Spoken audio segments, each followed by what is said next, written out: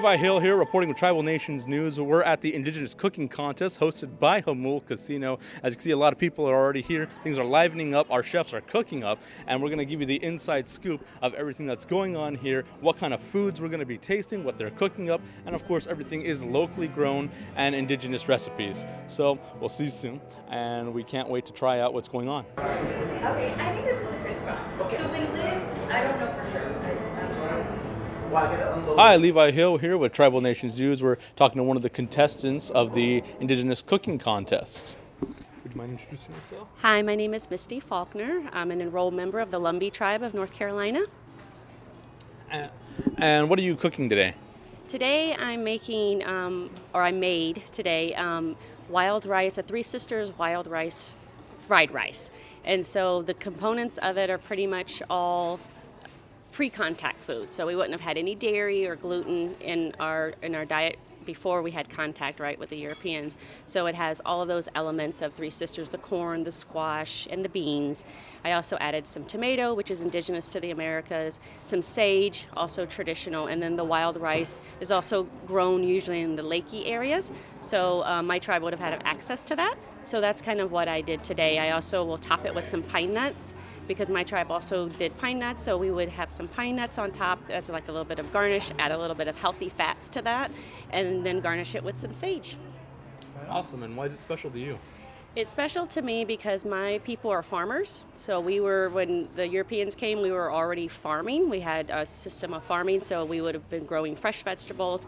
And I work as a dietitian, so I'm really, really passionate about getting vegetables into native diets because that's kind of been lost. So I'm really trying to find ways to incorporate that so that people can reclaim some of those traditions and have some healthy foods in their diet.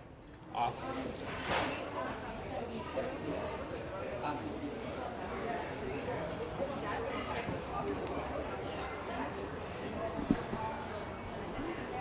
Awesome. I'm here with, please introduce yourself. Michelle Prada.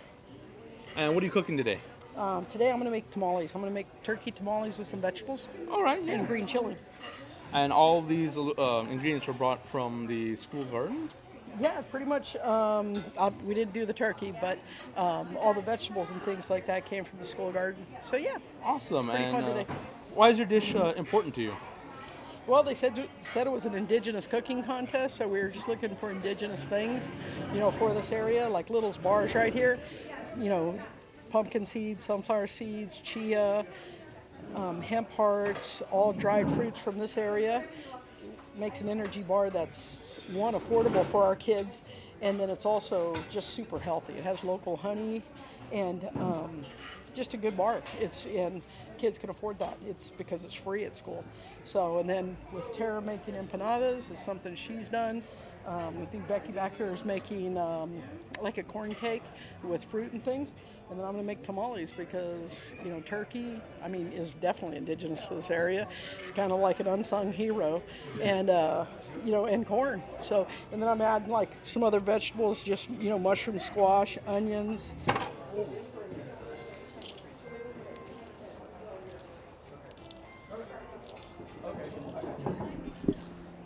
And what are you cooking today? Energy bars. And how are you making it? I am mashing up all different types of seeds, and I started off with coconut oil and honey. Awesome. And why is this dish important to you?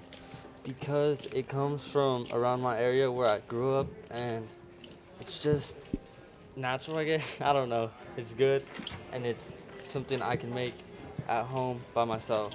I don't have to go buy it, I guess. Awesome. Thank you. You're welcome. I'm from Palma and Rincon Indian Reservation. Right on.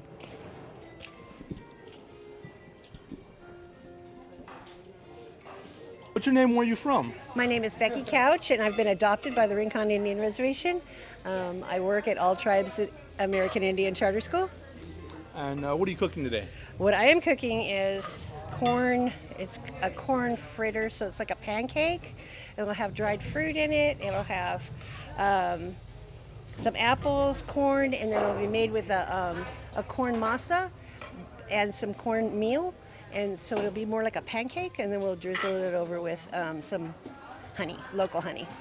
Excellent. And why is it important to you? Because I love sweets and this is healthy and I'm not adding any sugar. And what Tara is making right now is the vegetables that's going to go into her bison and venison empanadas. And the reason this is very important is because we on the reservation have made a lot of things from what has been given to us, or made do with what we were able to grow. So all these vegetables come from the garden at all tribes, and so empanadas and fry bread is not indigenous. It's more something that's been brought to us in rations that Native American people have made because that's what was available.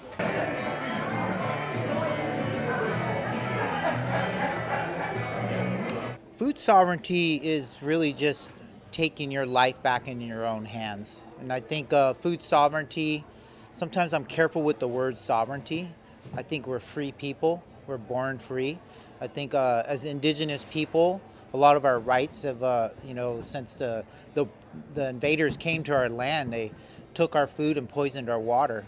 And now the opportunity has come to where we can reconnect back to our ancestral foods and take back the claiming our waters. I think we can get our health and wellness back. We can join our people together. We can actually get our identity back to Mother Earth and connect and grow strong as a family.